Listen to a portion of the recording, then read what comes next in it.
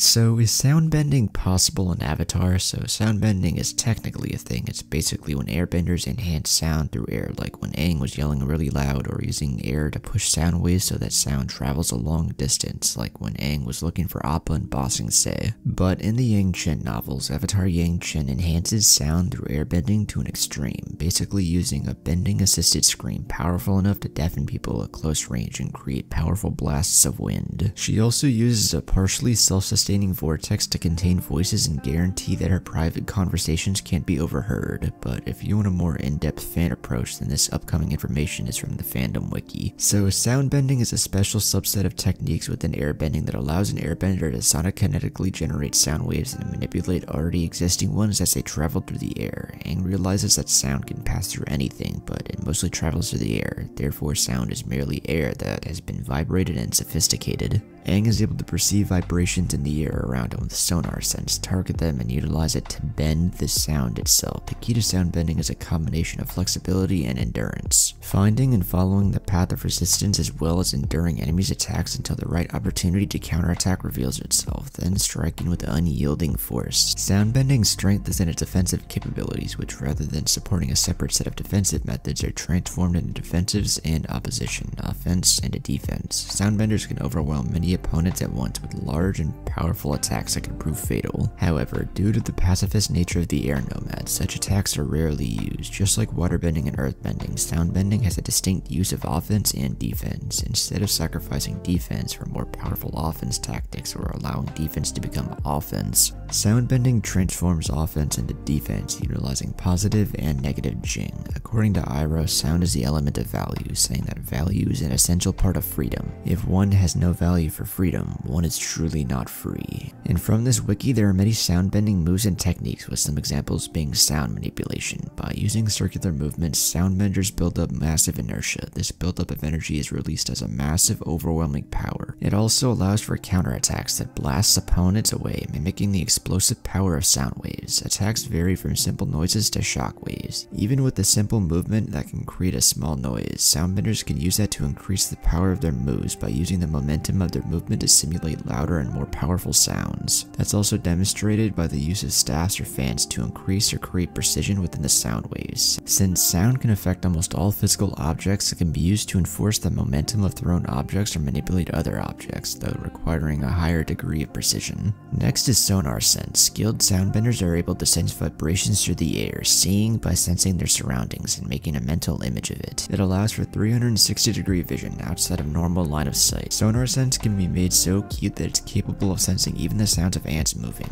or it can identify people by the way they talk. And when used in conjunction with seismic sense, the user can effectively see the world around perfectly. Next is sound dampening. Adept soundbenders can mask any sounds they make, which allow them to sneak up on opponents, or mask private conversations in a consolidated area. They can also dampen the sounds of others, so an enemy is unable to alert the others of the soundbender's presence. But these are just a few. If you want to read more about it, the information will be linked down below. Overall, soundbending is just pretty much enhanced airbending through sound waves and isn't really a whole subbending, but it's still interesting to think about, even if all of this is just fan interpretation. But if you enjoyed the video, then be sure to leave a like, comment, and subscribe. Be sure to stick around if you like Avatar content. Go check out my other channels if you want to see more from me, and I will catch you all in the next one.